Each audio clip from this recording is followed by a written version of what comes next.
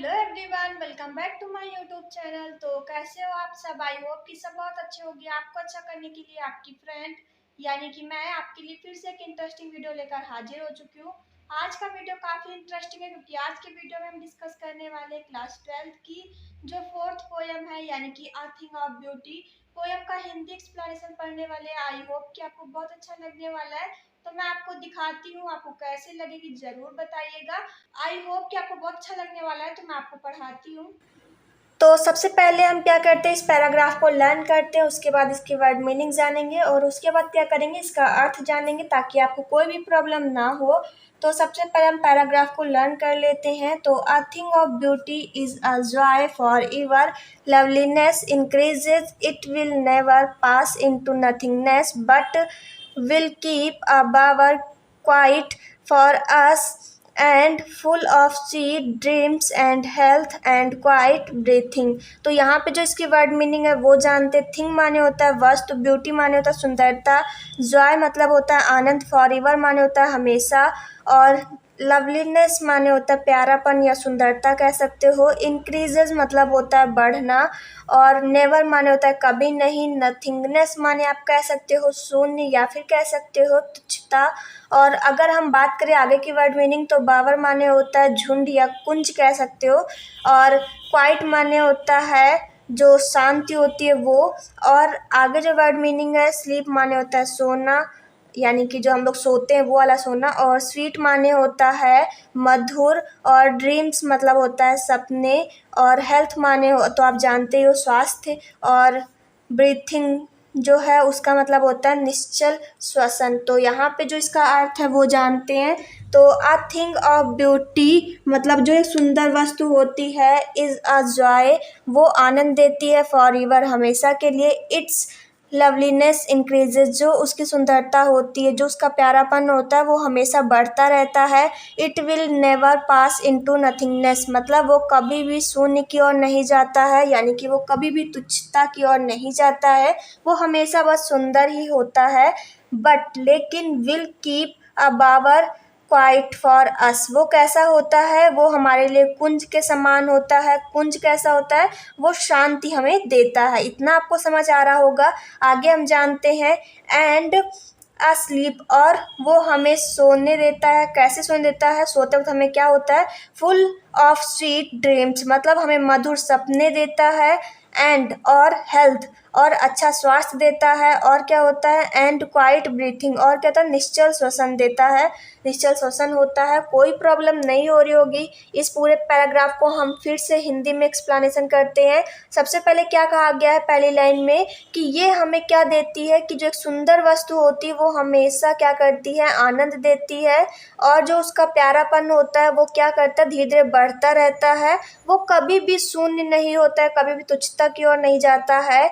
लेकिन क्या होता है, जो वो सब बताई गई सुंदरता के बारे में, एक वस्तु के बारे में, वो क्या करती है कि वो कैसे होती है, कुंज के समान होती है, और वो हमें शांति देती है, और एक मतलब नींद देती है। नींद में क्या होता है कि मधुर सपने आते हैं, और एक अच्छी हेल्थ देते हैं, और क्या होता है कि निश्चल श्वसन होता है। तो कोई प्रॉब्लम नहीं हो रही होगी। हम अगला पैराग्राफ डिस्कस करते हैं। जो यहाँ पे अगला पैराग्राफ है उसको डिस्कस कर लेते हैं। Therefore on every morrow are we breathing a flowery band to bind us to the earth spite of despondence of the inhuman डेथ of noble natures of the gloomy days of all the unhealthy and over darkened way। तो यहाँ पे जो इसकी word meaning है वो जानते हैं। देयरफॉर माने होता है इसलिए, एवरी माने तो आपको पता ही है कि प्रत्येक होता है, मारो मतलब होता है अगला दिन, और ब्रीथिंग माने होता है बुनना, फ्लोरी बैंड मतलब होता है फूलों की माला, बाइंड मतलब होता है बांधना, असमिस होता है हमें, अर्थ मतलब होता है पृथ्वी, स्पाइट माने होता है बावजूद, आपने जरूर सुना होगा इन स्पाइट ऑफ, तो वही वहाँ पे होता है के बावजूद, लेकिन यहाँ पे जो स्पाइट है इसका मतलब होता है बावजूद, डिस्पोंडेंस मतलब होता है निराशा, और इनह्यूमन मतलब होता है अमानवीय, ड्रीथ मतलब होता है कमी, नोबेल नेचर्स मतलब होता है यहाँ पे श्रेष्ठ लोगों से अर्थ लिया गया है। ग्लोमी मतलब होता है अंधकार, और अगर हम बात करें अनहेल्दी मतलब होता है खराब स्वास्थ्य, और डार्कनेट मतलब तो आपको पता है कि अंधकार, वेज मतलब होता है रास्ता। तो इसका अब हम अर्थ जानते हैं। देयरफॉर ऑन एवरी मॉरो मतलब प्रत्येक सुबह, इसलिए आर ब्रीथिंग हम बुनना चाहते हैं या बुनते हैं।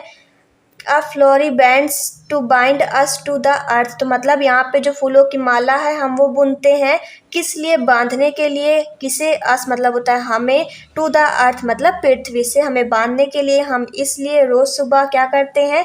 फूलों की माला बुनते। तो यहाँ पे आप सोचो क्या कह रहे हैं, तो फूलों की माला क्यों बुनते, किस लिए पृथ्वी से बांधते? तो यहाँ पे बताया गया है कि हम जब सुबह उठते हैं तो क्या करते हैं, अपने दिन को अच्छा करने के लिए हम अपने दिमाग में सोचते हैं कि हाँ आज हमें ये काम करना है, वो काम करना है, और इतना काम आज हमें ख़त्म करना है। तो वही यहाँ पे बताया गया है। Spite of despondence of the inhuman breath तो मतलब यहाँ पे क्या बताया गया है? स्पाइट मतलब होता है बावजूद, डिस्पोंडेंस मतलब होता है निराशा, और यहाँ पे इनह्यूमन मतलब होता है अमानवीय, ब्रीथ मतलब होता है कमी। तो यहाँ पे क्या बताया गया है? निराशा की कमी होने के बावजूद भी क्या होता है? तो जो आगे दो लाइनें उन दोनों को जोड़ के अर्थ निकालते हैं। तो of the inhuman breath of noble natures मतलब नोबल नेचर्स का अर्थ यहाँ पे क्या लिया गया है? श्रेष्ठ लोगों से। जो श्रेष्ठ लोग हैं उनमें भी क्या हो गया है? अमानवीय की कमी आ गई है। तो आगे क्या कहते हैं कि ऑफ द ग्लोमी डेज मतलब इस अंधकार भरे जीवन मतलब जो ये जो अंधकार भरा जो दिन है उसके बावजूद क्या होता है? ऑफ ऑल द अनहेल्दी मतलब जो सभी लोग हैं वो अनहेल्दी होने के बावजूद भी क्या होता है? एंड ओवर डार्कनेट वे और क्या होता है कि जो रास्ते हैं पूरे मतलब जो अंधकार से भरे हैं उसके बावजूद क्या होता है वो अगले पैराग्राफ में डिस्कस करेंगे। लेकिन जो यहाँ पे हमने पूरा पैराग्राफ पढ़ा है उसकी जो हिंदी एक्सप्लेनेशन है वो हम फिर से जान लेते हैं। Therefore on every morrow are we breathing मतलब क्या बताया गया है? इसलिए हम रोज सुबह क्या करते हैं? बुनते हैं। A flowery band to bind us to the earth मतलब हम फूलों की माला बुनते हैं बांधने के लिए हमें पृथ्वी से। Spite of despondence of the inhuman breath मतलब क्या होता है कि निराशा के बावजूद जो अमानवीय लोग हैं उनमें क्या हुआ? ऑफ नोबल नेचर्स मतलब जो श्रेष्ठ लोग हैं उनमें भी अमानवीय की कमी आ गई है। उसके बावजूद क्या होता है? ऑफ आर ग्लोमी डेज मतलब जो दिन है वो अंधकार से भरा है उसके बावजूद क्या होता है? जो सभी लोग हैं वो अनहेल्दी होने के बावजूद, और क्या है जो रास्ते हैं वो अंधकार से भरे हैं उसके बावजूद क्या होता है वो अगले पैराग्राफ में हम डिस्कस करते। आई होप कि आपको समझ में आया होगा। तो अगला पैराग्राफ डिस्कस करते हैं। जो अभी हमने पैराग्राफ पढ़ा है उसका जो कुछ पार्ट है वो इस पैराग्राफ में जुड़ा है तो मैं आपको पढ़ाती हूँ। Made for our searching yes in spite of all some shape of beauty moves away the pall from our dark spirits तो यहाँ पे जो इसकी वर्ड मीनिंग है वो जानते हैं। सर्चिंग मतलब होता है तलाश करना, स्पाइट माने होता है तो मैंने आपको बताया ही है कि बावजूद, और शेप मतलब होता है जो सुंदर मतलब चीज़ें हैं मतलब शेप मतलब तो वैसे आकार होता है नॉर्मली, लेकिन यहाँ पे ब्यूटी माने सुंदरता होता है। और आगे हम बात करें मूव्स मतलब होता है मतलब गति करना, मूव मतलब होता है नहीं लोग कहते हैं मूव कर रहा है मतलब गति करना, तो वही। और अगर हम बात करें पाल मतलब क्या होता है कि आवरण, और अगर हम बात करें इसके अर्थ की तो यहाँ पे हम अर्थ निकालते हैं। मेड फॉर आवर सर्चिंग हम फिर भी तलाश करते हैं। यस हाँ, इन स्पाइट ऑफ ऑल मतलब इन सब के बावजूद, किन सब के बावजूद? जो कि मैंने आपको बताया था। क्या बताया था कि यहाँ पे क्या है?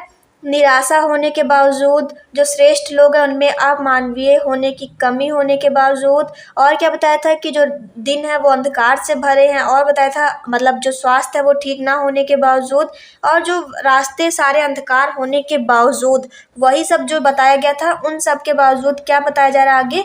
सम शेप ऑफ ब्यूटी जो सुंदर चीज़ें होती हैं, मूव्स वो लेकर जाती हैं अवे दूर, फॉर मतलब the pall from our dark spirits मतलब जो हमारे जो दुख की जो आत्माएं होती हैं या कह सकते जो हमारा दुख होता है, सुंदर चीज़ें होती हैं वो उनको दूर ले जाती हैं और हमें खुशियां प्रदान करती हैं। ये इस पैराग्राफ में बताया गया है। आई होप कि आपको समझ में आया होगा। हम जो अगला पैराग्राफ है उसको डिस्कस करते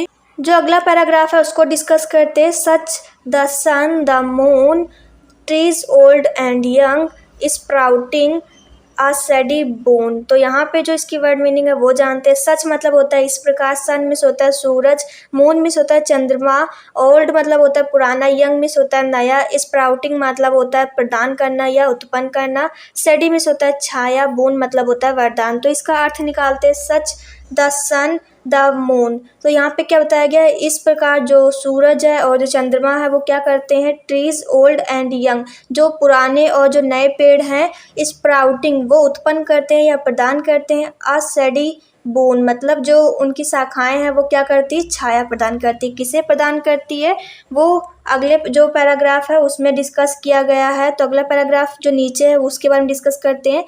तो यहाँ पे जो अगला पैराग्राफ है उसमें क्या बताया गया है, for simple sheep and such are daffodils with the green world they live in a clear rills that for themselves a cooling covert make. तो यहाँ पे जो इसकी वर्ड मीनिंग है वो जानते हैं।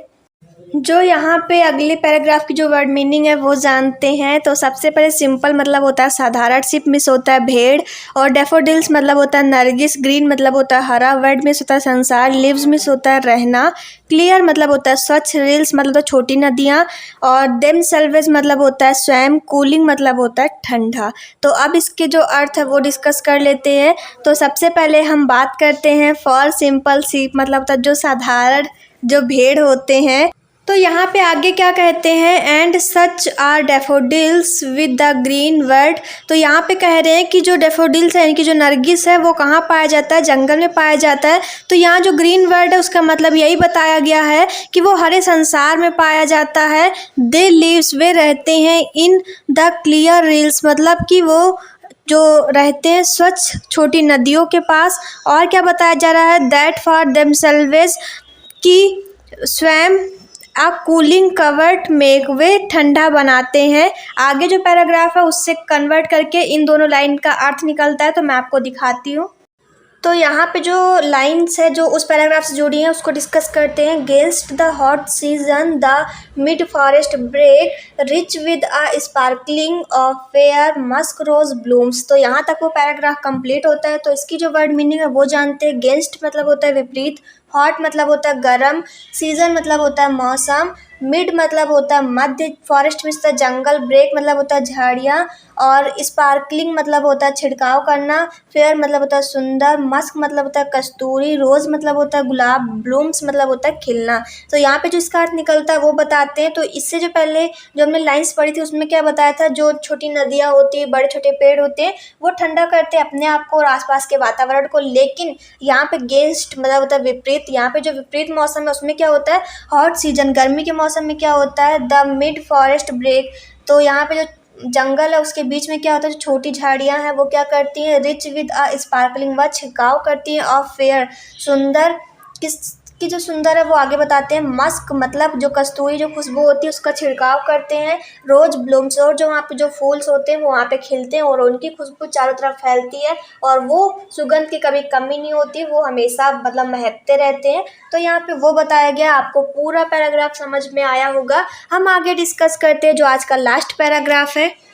तो आज का जो लास्ट पैराग्राफ है उसको डिस्कस करते हैं। And such too is the grandeur of the dooms we have imagined for the mighty dead all lovely tales that we have heard and read, and endless fountain of immortal drink pouring unto us from heaven's brink। तो यहाँ पे क्या कहते हैं, जो इसकी word meaning है वो जानते हैं। ग्रैंडुअर मतलब होता है वैभव, डूम मतलब होता है प्रलय, इमेजिन्ड मतलब होता है कल्पना करना, माइटी मतलब होता है शक्तिशाली, डेड मतलब होता है मृत्यु, लवली टेल्स मतलब होता है प्यारी बातें, हेयर्ड मतलब होता है सुनना, रीड मतलब होता है पढ़ना, और इंडलेस मतलब होता है कभी ना खत्म होने वाली, फाउंटेन मतलब होता है फुहारा, इमोर्टल मतलब होता है अमृत, और जो प्यूरिंग है उसका मतलब होता है कि उड़ेलना यानी कि गिरना, और यहाँ पे जो हीवेन से मतलब होता है स्वर्ग, और ब्रिंक मतलब होता है किनारा। तो यहाँ पे जो इसका अर्थ है वो डिस्कस करते हैं। And such too is the grandeur of the dooms मतलब जो प्रलय का जो वैभव है। मतलब आगे जब हम पैराग्राफ पढ़ेंगे तो आपको समझ में आएगा, मैं आपको बताती हूँ। ये सच है जो प्रलय का वैभव है। वी हैव इमेजिन्ड, हम कल्पना करते हैं। फॉर द माइटी डेड, मतलब एक शक्तिशाली मृत्यु की। शक्तिशाली मृत्यु कैसी?